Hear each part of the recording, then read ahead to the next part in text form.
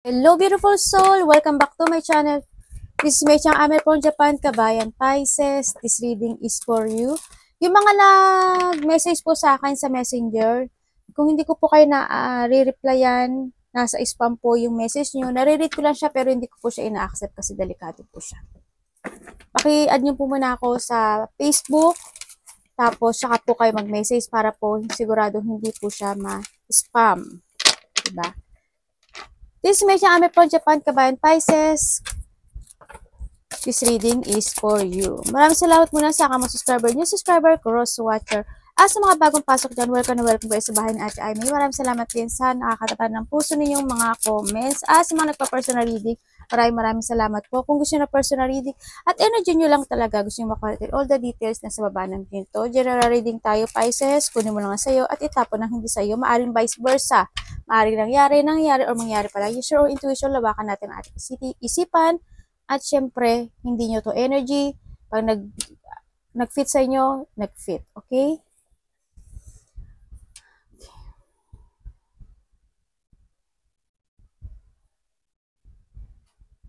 Okay. Sa barahan na to, meron kang malalaman na isang tao na niloloko ka. Maring friend mo siya.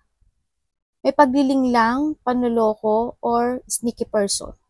Maaring alam mo na or maalam mo na ganun siya, magkakaroon ng more kaliwanagan sa'yo about dun sa tao na yun. Yun nakita ko. Maaring ito is sinusuportahan ka niya, no? Or maaring friend mo siya. Malapit to sa buhay mo eh. Suporta sa'yo, naging loyal ka sa kanya or naging loyal sa sa'yo. Sabi ganun. Nag-trust ka sa kanya, maaaring may malalaman ka sa kanya eh. Or nalaman mo na. No? Sa nakita ko dito. Pero you still positive pa rin sa nakikita ko dito na maaaring magbago siya sa iniisip mo. Yun. Okay, sa nakita ko sa'yo, unit kang maging matalino. No, may mga pang-aakit, may cheating, pagsisinungaling, snake. Alam niyo na may ibig sabihin ng snake, di ba? Mga ahas or nang aahas. No, sa nakita ko rin dito, may mga hindi dapat pagkatiwalaan na tao. No, yun nga sinasabi ko sa iyo, maaaring ito is malapit sa puso mo. And ingat ka when it comes to tao na susuportahan mo or siguro na doon na yung kaliwanagan na ano ba to? Na mas maingat ka na ngayon or magiging maingat ka na ngayon sa paligid mo. No? Ang nakita ko dito.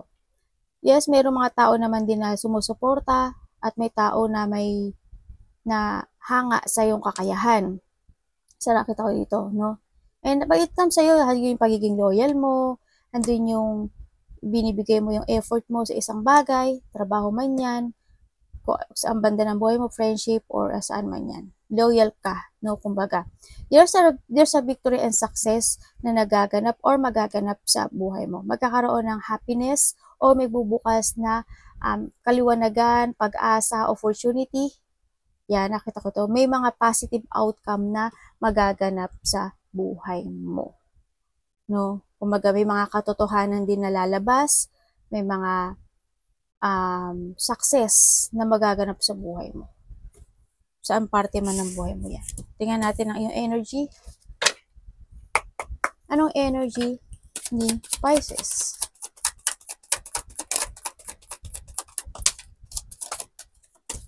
Mukhang may celebration sa nakita ko dito. Maaring iba dito may celebration, may mga hindi na ibabalik na yung sigla mo, pag-asa, there's an enlightenment also, and abundance na nakikita ko dito. And then, yun nga, may mga success and happiness and enjoyment na nangyayari or mangyayari sa buhay mo. Bakit po? Okay, good nakikita ko dito sa'yo, no? Okay, ang energy mo this very good. Okay. Ang energy mo, is nandito ka na sa bagong ikaw or bagong mundo. Kumbaga nagkaroon ng mga success sa'yo. No? Kumbaga meron ka mga sitwasyon na nagtanim ka dito, pero ang kilalabasan niya is successful. Halimbawa, sa trabaho mo, pinag-igihan mo yung trabaho mo doon, naghintay ka, you're waiting patiently dito sa sitwasyon na to, pero ang kilalabasan is magandang bunga. Yes, nandito na rin sa nakita ko dito na hindi ka natakot sa mga tatahakin mo ngayong mundo, nagkaroon na ng victory and success sa'yo, may mga well-wisher ako na nakita na naganap sa'yo, and then, parang you are in a part of situation na ang daming tao.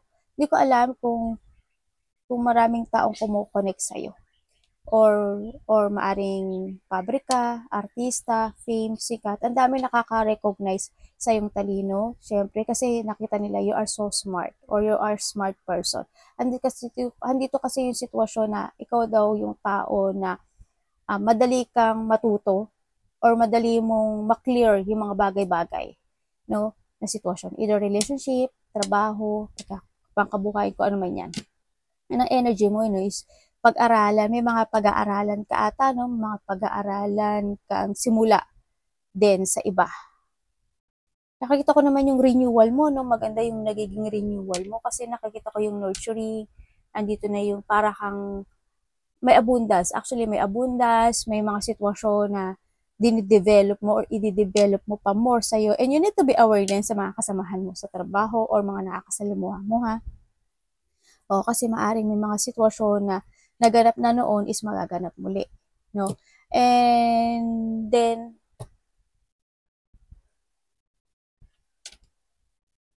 meron ako nakikitang saya sa'yo ngayon, no? May mga sayang mangyayari or sayang nagaganap sa iyo. Sa iba naman sa inyo, may tao dito na awit kam sa'yo, dito na yung pagpapahalaga sa sarili, no? Pagpapahalaga sa sarili, maaring may tao dito na nagkaroon ng commitment, ano, sa iba. Nagkaroon ng commitment.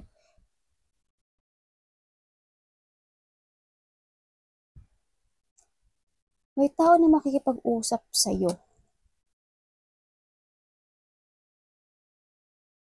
Pero, ang nakikita ko dito,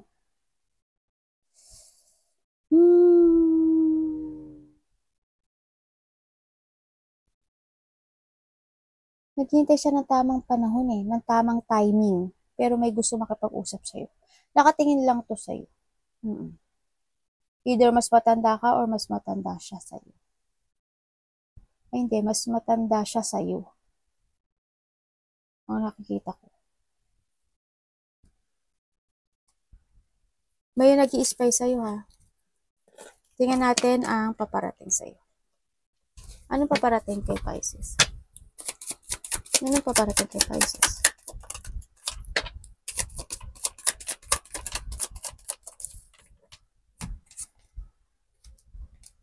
Oh my God. Bakit?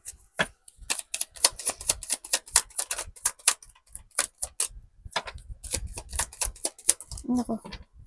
Ang dami man naman pinabasa sa akin. Okay, paparating sa'yo, meron ka daw to, meron ka, okay. May tao na,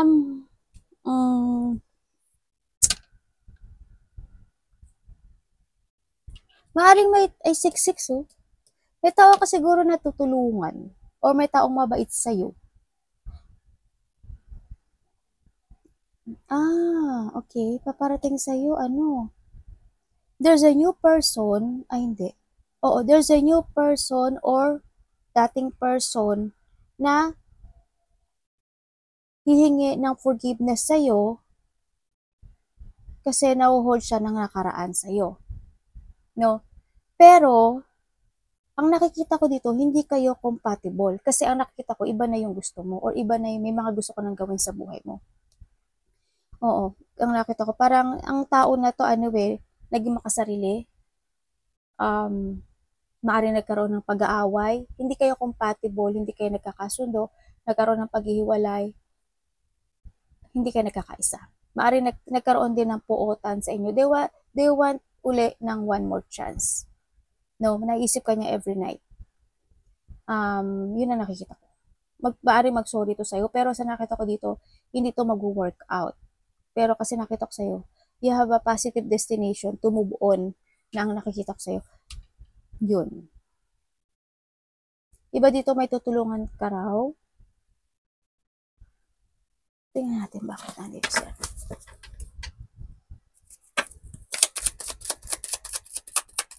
May mga inaalala ka ngayon eh.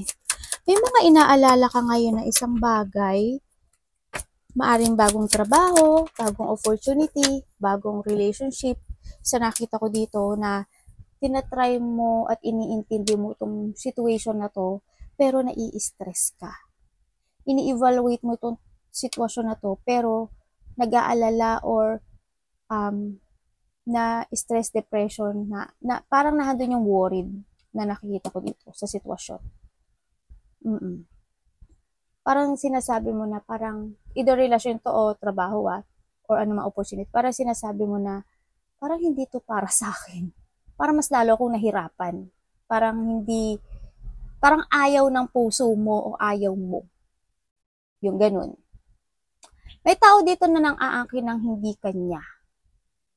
Kumbaga mapang-angkin. Either ari-arian, pera, or karelasyon. Or position, pwede rin sa nakita ko dito. Ingat ka ha. Let go. Sinasabi ng angels mo, kung ano man sitwasyon yun, na dapat ka daw i-let go. Kailangan mo daw. Kumbaga may nangyayaring transformation sa'yo ngayon eh. Kasi there's a new beginning ako nakita sa'yo. Pero ang sinasabi, trust your intuition, positive lang, and then, kasi may fresh start na kumbaga gano'n. Basta kung ano man yun, positive lang. It's up to you to make it happen na maging positive kasi.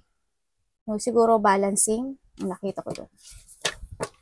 Tingnan natin ang dapat iwasan ni Pisces for sure.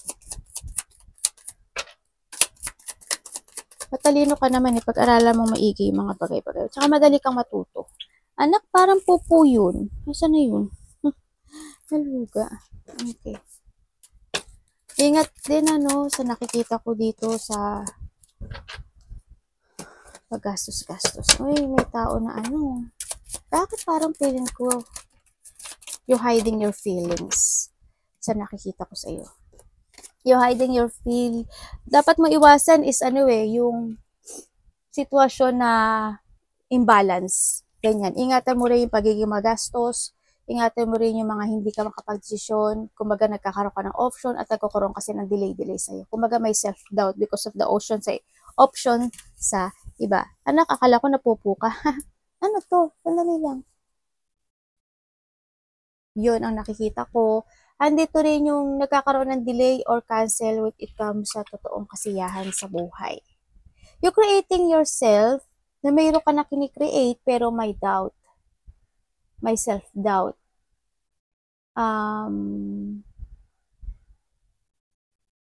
Parang, yun nga, parang, hindi ko alam kung parang wala kang tiwala sa sarili mo or meron na tao dito na hindi ka na nagtitiwala, hindi ka bilib sa sarili mo o hindi ka bilib sa tao na to.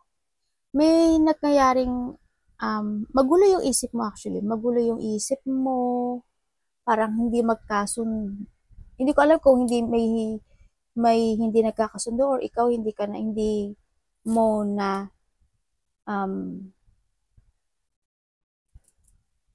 hindi mo yung pag-iisip, yung thinking, hindi pointed, hindi na po point. Mga ganun. Kasi indecision ka, tapos takot, maybe fear of change or mayroong sitwasyon sa iyo na na-staying put ka. Kaya you're hiding your feelings din sa nakita ko dito. Nandito rin yung pinapakita mo na okay ka pero hindi ka okay. Yun ang nakita ko.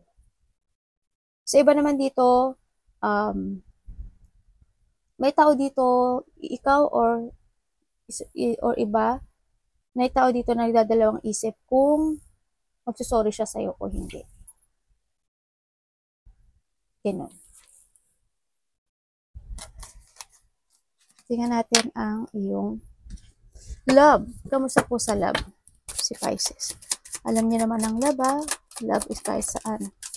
Love, Pisces.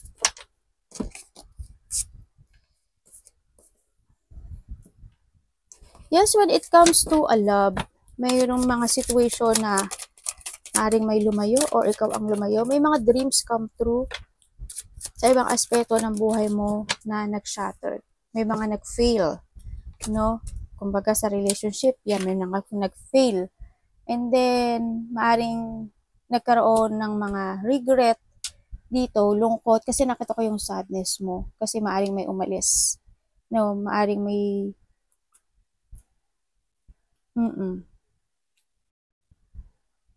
may umalis eh. Nagkaroon ng separation, nagkaroon ng separation kasi may tao dito na hinahanap niya o hinanap niya yung fulfillment, joy, and happiness niya sa buhay niya. Parang there's something missing daw sa kanya. Kaya ang nakita ko dito sa sitwasyon na to, may nag-shattered na pangarap. Anak, ano ba yun? Gumagalaw yung camera natin. Nagkakaroon ka ng disappointment or may painful talaga ako nakikita sa'yo. No, ingat lang din. May painful eh. Nag-iba na rin kasi yung yung pananaw mo when it comes to a love, tapos yung feeling mo sa ibang aspeto ng buhay mo nagbago na rin. Nakita ko dahil sa pangyayari na to, naging strong ka. No, parang handito ka na sa sitwasyon mo na you are so nag-move ka na rin. Nagiging strong at nag-move ka na rin.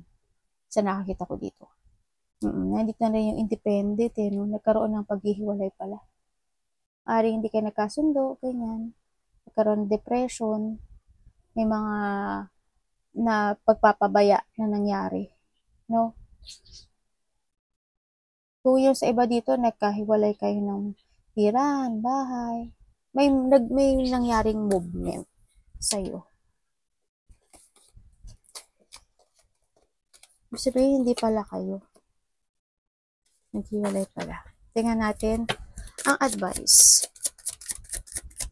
Sa part na to, kung malalakasan mo to, may maraming opportunity na papasok sa'yo, na darating sa'yo. Advice po kay Pisces.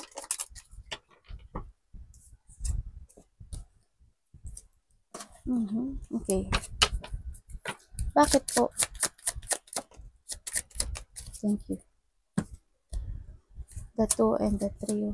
Sabi dito, focus to yourself, no? Sa nakita ko dito. Follow your heart, huwag ka daw maghintay ng sign. Alam ko, ang dami mo question na mangyari. Kumbaga, move, no? And,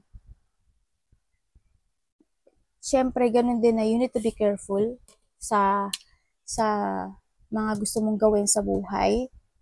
And then, kasi wag kang on and off. Kumbaga, there's an offering na nagaganap sa'yo or may mga offering of love man yan, opportunity man ito.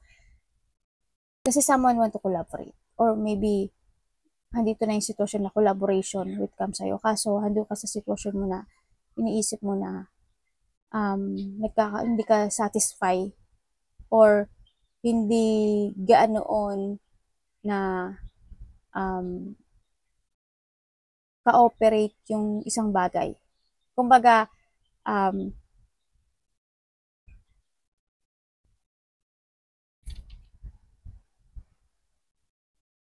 hindi ko alam kung nire-reject mo eh. Kung ito sa love, maaring nire-reject mo siya.